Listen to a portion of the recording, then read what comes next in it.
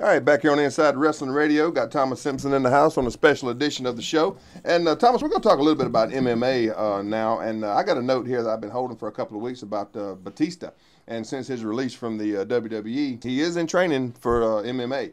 Okay. And he's actually training right now at Cesar Gracie's team in California. And he's going to determine if he wants to go further and compete in the sport. The guys seem to really like him and felt that he dedicated himself to the sport there, and says he's really strong and very athletic, and he could do well in the sport. Probably better than he does at acting.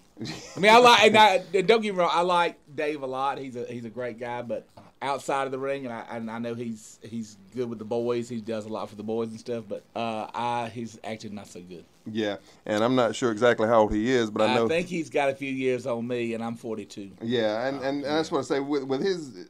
As older than he is, as he is, and also he's got some problems with his durability. You know, he's had a lot of injuries. Mm-hmm. I just don't know if this is the right career path for the animal there, but if he's got to do it, you know, he needs to go ahead and get it out, you know, get it out there. Yeah, who do they want him to fight? Well, there's been some interest from Strikeforce that they were bannering around the idea of doing a Batista versus Bobby Lashley. Ooh, okay. And you know, Lashley has shown some. Lashley is a legit wrestler. Yeah. Lashley is no joke as a wrestler. Sure. I wouldn't want to see Dave fight Bobby Lashley. I mean, it'd be a good freak show thing, but I mean, like they used to do in Pride and stuff. But, sure. Yeah, and I think that's kind of what they're looking at is doing it that way. You know, the camp that Batista's training with is a real respected camp within the MMA community, and they actually have people in that camp from Strikeforce, the lightweight champion Gilbert Melendez, the welterweight champion Nick Diaz, and former Elite XC welterweight and Strikeforce middleweight champion Jake Shields are training with Batista there. And you know, we'll see how it turns out. You know, who knows? But you know, there's the opportunity, and I think it would draw. I think it would be I think people would pay to see it. You know, I just don't know how well. I don't think it'll last very long. Yeah, and I don't think it'd last even as long as Brock Lesnar versus Shane Carwin. Yeah, and that was just a really good fight. I mean, what I loved about that. Yeah. Was that Brock Lesnar decided the first round he wanted to play boxer. Right. And he got his butt whooped. Yes, he did. They were going to stop the match. And then he came into the second round and he beat Shane Carwin with a professional wrestling hold, an anaconda choke. Ain't that something? It's what he actually won with. So if anybody wonders how fake wrestling is, right? Yeah, there's some things that aren't too fake. There are some things. Yeah, they're what we used to call stretching, and you can get stretching. stretched. He got stretched badly. He got stretched. I was like, wow. I just sat there and I was like, whoa. But you know, the interesting thing about that fight was that the referee was within probably milliseconds of stopping that thing because Carwin was just doing a number. You think the referee was, listen, those referees, if it's, I mean, they know who their bread and butter is. Sure.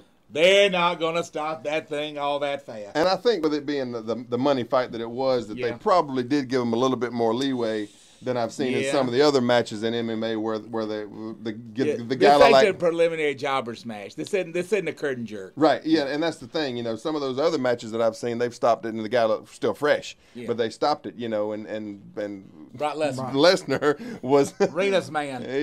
Was really looking worse for wear there in that part of it. Now tell us about the moving on a little bit here. You said you got something going on with Canada and promoting the match up there. The Fight Network. Yeah, the thing with Stony Hooker and Danielson and some stuff that I'm doing wrestling wise. I mean, I've got a friend of mine that works for the Fight Network in Canada, so I'm going to see what kind of interest there is, and I think there will be some interest in getting some of our American product up there on the Fight Network. Is that right? So yeah, I'm going to try to work with them on doing some stuff. And what's the interest level? I mean, have you talked to anybody? Oh yeah, there's some things that if I put my imprimatur on it, there's interest because they know it'll be good wrestling. Okay. So, now let's talk a little bit about Ring. I know you sometimes like to talk about Ring of Honor. Oh yeah. Did you catch the match the other week with Carino and Kevin Steen, Steve Carino and Kevin Steen against Colt Cabana and El Generico? Is that where they did the fight? Hardcore. Yeah. What do you think about that? Well, you know,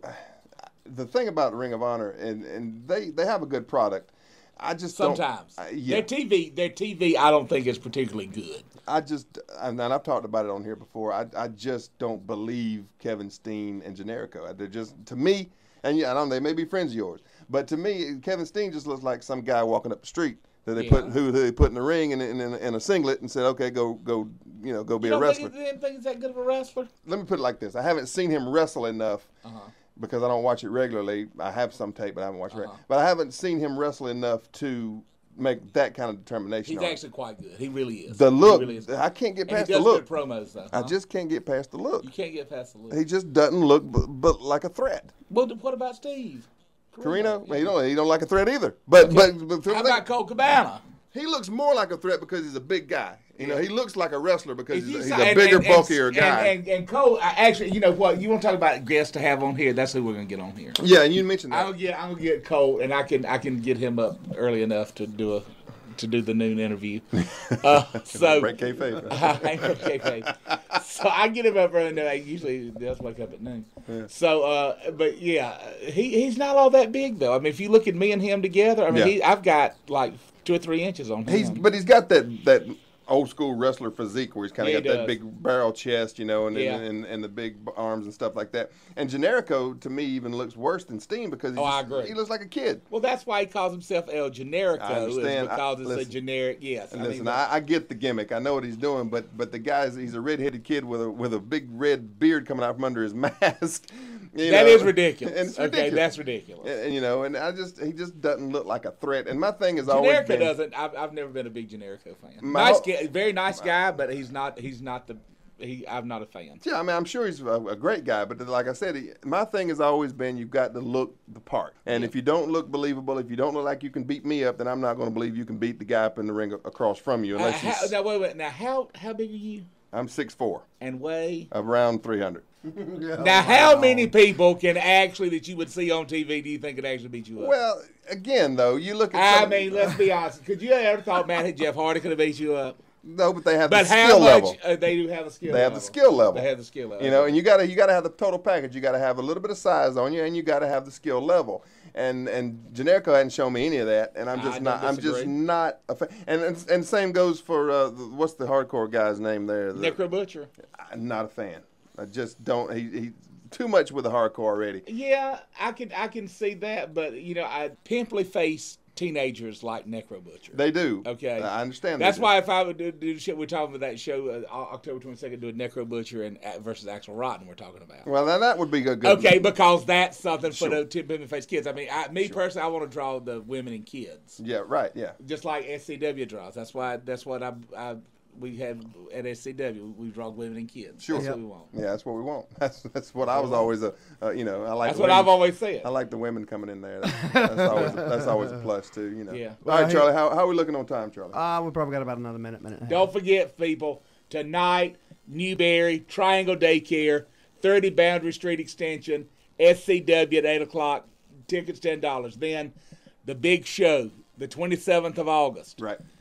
Lawrence, the Exchange Building. Absolutely. NCW, SCW. We got Rock and Roll Express versus Manny Fernandez and Derek Free for the tag team titles. We got the big 2-ring battle royal that Rikki, I believe you're involved in. Yep. And your old buddy, the sheriff. Beanpole Sheriff. Yeah, I'm going to go ahead and retire him so I can just have him out of my hair completely. That's going to do it for this part of the show, Hate fans. The show, Charlie, since I won't be there. All right. That's going to do it for the interview with Thomas this week, and we'll be right back to close out the show inside Wrestling Radio.